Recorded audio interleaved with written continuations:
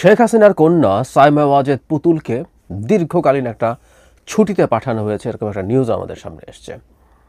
আমরা দীর্ঘদিন থেকে বলছিলাম শেখ হাসিনার কন্যাকে ডব্লিউএইচওর রিজিওনাল যে ডিরেক্টরের পজিশন সেখান থেকে বাদ দিতেই হবে।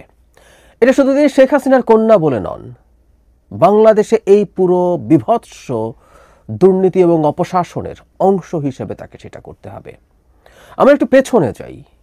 হঠাৎ করে দেখা গেল এরকম একটা পজিশনে সেই নারীকে বসানোর জন্য উন্মাদের মতো সব কিছু দিয়ে চেষ্টা করছে ভারত।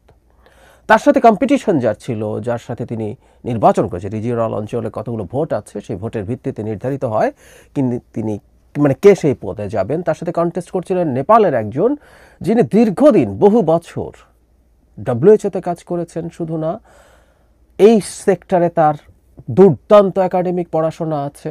কিন্তু না, ভারত শেখ হাসিনা কন্যাকে এই পজিশনে বসানোর জন্য উন্মাদ হয়ে চেষ্টা করেছে এবং তারা সফল হলো।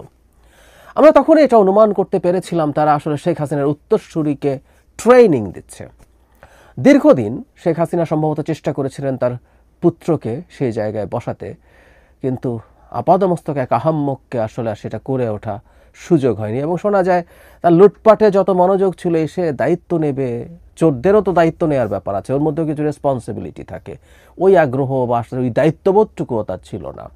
তিনি টাকা তো তার কাছে বস্তা বস্তা যাচ্ছেই, সেটা নিয়ে তার জীবন স্মুথলি কাটাতে চেয়েছেন। পরবর্তীতে আমরা অনুমান করি যে শেখ হাসিনা তার কন্যাকে সেই জায়গায় এনেছেন। উত্তরাধিকার নিয়ে ঝামেলা হচ্ছিল, এটাও শোনা যায়।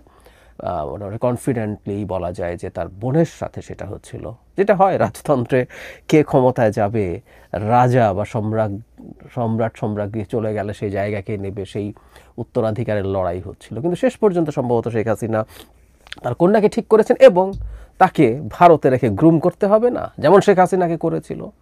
মুজিব হত্যার পর দীর্ঘদিন ভারতে থেকে তিনি গ্রুমড হয়েছেন ভারতকে দিয়ে, তারপর দেশে এসে এই দেশটাকে ছারখার করে দিয়েছেন।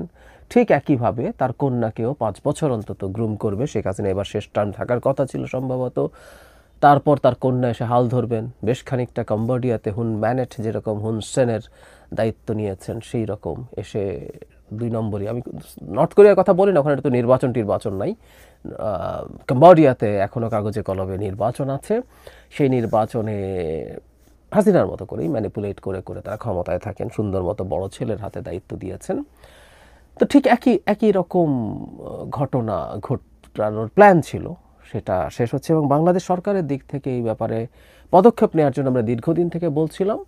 সর্বশেষ যেটা হয়েছে যে দুর্নীতি দমন কমিশন তার বিরুদ্ধে অভিযোগ এনেছে, সেই অভিযোগের যৌক্তিক ভিত্তি আছে, এটা চোখ বন্ধ করে আমরা বলতে পারি। সেটার ভিত্তিতেই সম্ভবত এই কাজটা তাকে দীর্ঘমেয়াদী ছুটিতে পাঠানো হয়েছে এবং আমরা অনুমান করি যে সেই ব্যাপারে তারা খোঁজ খবর করবেন এবং আমরা আশা করি শেখ হাসিনা কন্যা এই পদে আর থাকতে পারবেন না।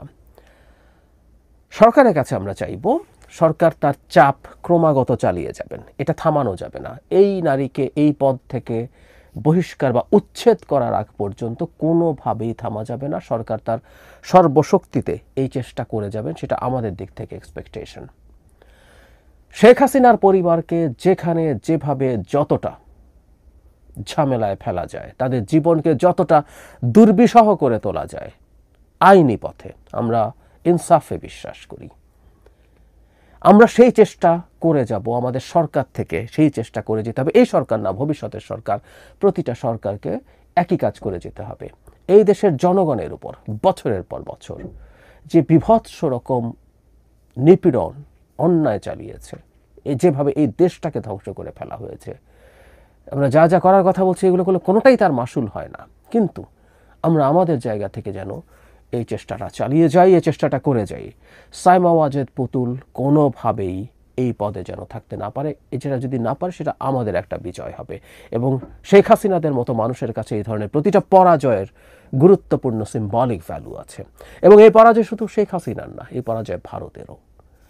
ভারত তাকে একেবারে তার মতো করে ওখানে নিয়ে বসিয়েছে, তার ইচ্ছায় বসিয়েছে, তার মতো করে গড়ে তোলার জন্য বসিয়েছে।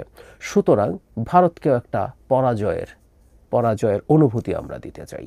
এই দেশের জনগণের ইচ্ছের বিরুদ্ধে নোংরামি, এটাকে আমি নোংরামি বলবো, ভারত যেন করার সাহস না পায়। তাদের সেটা শিক্ষা হবে কি না জানি না, শিক্ষা হওয়ার সম্ভাবনা কম, তাদের প্রবণতা ভালো না। তারপর অন্তত আমরা শিক্ষাগুলো যেন এনশিওর করতে পারি, সেটা আমাদের খুব সিরিয়াসলি ভাবতে হবে, চেষ্টা করতে হবে।